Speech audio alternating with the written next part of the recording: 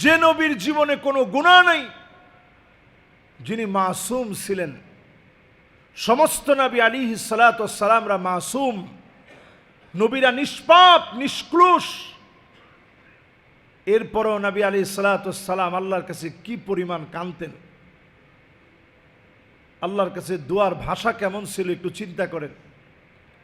আল্লাহুম্মা ইন্নী আবদুক ওয়াবনু আবদিক ওয়াবনু আমাতিক নাসিয়াতি বিয়াদিক মাদিন ফিয়া হুকমুক আদলুন ফিয়া কদাউক আসআলুকা বিকুল্লি ইসমিন হুয়া লাক سميت به نفسك أو أنزلته في كتابك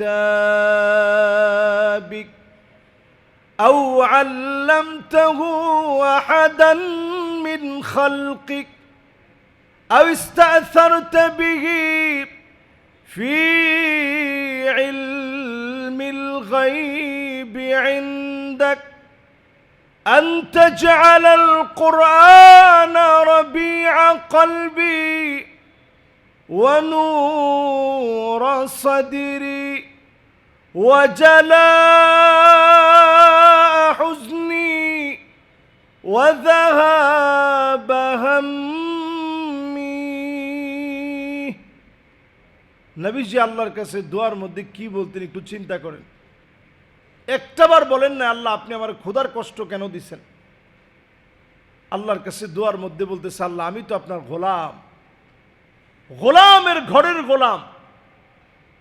আল্লাহ আমার বাপ তো আল্লাহ আপনার গোলাম, আমার মা আপনার গোলাম, আমার চুলের গুচ্ছগুলা আপনার হাতের মুঠোর ভিতরে, আপনার সিদ্ধান্তগুলা মালিক চূড়ান্ত।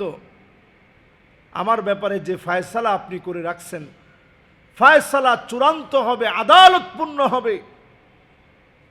আল্লাহ আপনার যত নাম আছে নামগুলো ধরে ধরে আল্লাহ আপনাকে ডাকতেছে। যত নাম আপনি কিতাবের ভিতরে দিয়েছেন সেই নামগুলো ধরে ধরে আল্লাহ আপনাকে ডাকতেছি। যত নাম আপনার কাছে আপনি গোপন রেখেছেন নামগুলো ধরে ধরে আল্লাহ আপনাকে ডাকতেছি। যত নাম আপনি আপনার কোনো গোলামকে শিখিয়েছেন নামগুলো ধরে ধরে আল্লাহ আপনাকে ডাকতেছি। আল্লাহ আপনার কাছে আমি চাই আন তাজআলাল কুরআন রাবিআ কলবি, আল্লাহ কোরআনকে আপনি আমার হৃদয়ের বসন্ত বানায় দেন। আল্লাহু আকবার। এতগুলো বিষয় বলে নবীজি আল্লাহর কাছে চান কোরআনকে আমার হৃদয়ের বসন্ত বানায় দেন।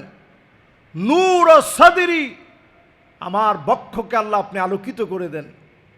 জালাআ হুজনি, আমার পেরেশানি আল্লাহ আপনি দূর করে দেন। যাহাবা হাম্মি, আল্লাহ আমার দুশ্চিন্তাকে আল্লাহ আমার কাছ থেকে উঠায় নেন। নবীজি এই দোয়া আল্লাহর কাছে করতেন।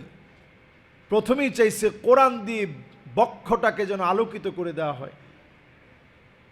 আমরা কয়েকজন রমজানের পরে অন্তত এক লাইন হলেও কোরআন কারীমের একটা আয়াত তেলাওয়াত করি।